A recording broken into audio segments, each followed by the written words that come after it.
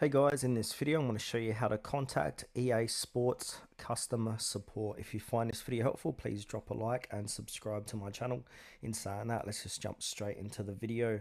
Alright, so what we want to do is open up a web browser and head on over to pistconsumer.com. This is it here.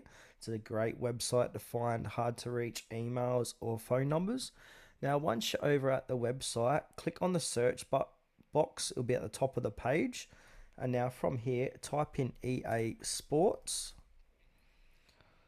And then that's it here, EA Sports, with close to 3,000 reviews, time of this recording. Now, if we scroll down, you'll see a reviews, Q&A, and contacts tab. Go ahead and click on contacts. And now scroll down, and here we go. So here's the customer service number.